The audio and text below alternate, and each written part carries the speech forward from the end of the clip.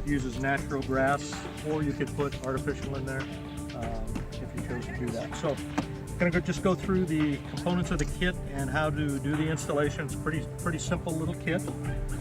First thing you'd want to do is lift up the riser, and using one of the little riser hold-up tools.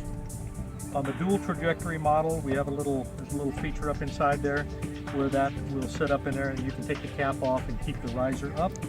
On the trajectory versions, it's right above the inner nozzle. There's a little hookup inside there. You just put that up in there. You can take the cap off now and do any work that you need to do on that. So, lifting up that, we take the 3 screws that would normally be holding the cover in place. We take those out. The kit includes a softer rubber piece and then a hard plastic support piece around it. And this is going to be positioned so that this feature is lined up with the manual actuator. So we still could gain access to do a manual operation if you worked at it a little bit. We'll point out how to do that in just a minute. So this is just going to lay on the top, position it.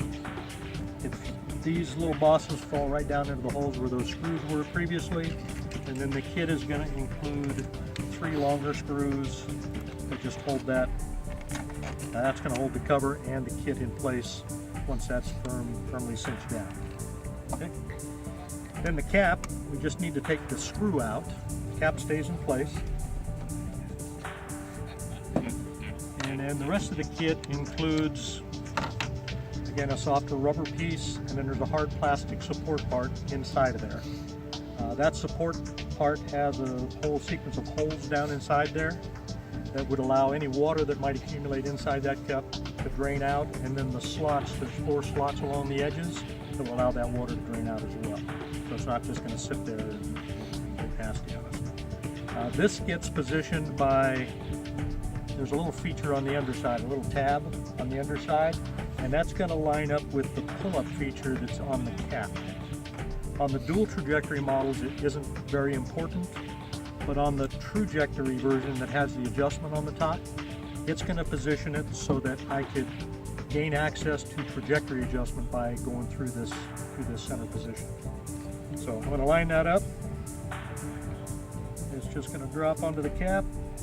Longer screw.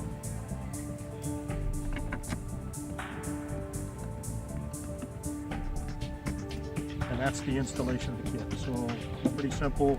There are not too many pieces you have to access. Manual operation.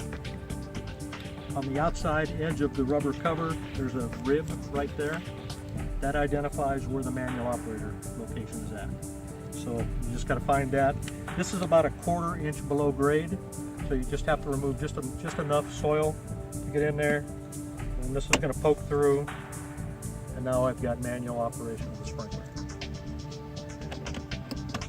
For the trajectory adjustment, if this was on this sprinkler and I wanted to do the trajectory adjustment, I would find the little rib that's on the inside of this, and that tells me where that feature is located. And then this pops down through the center, and then I could make the trajectory adjustment of the main nozzle. Okay? Questions about that?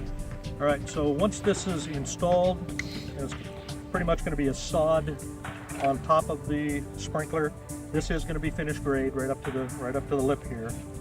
And then it's best to take a cup cutter and cut out of a natural spot.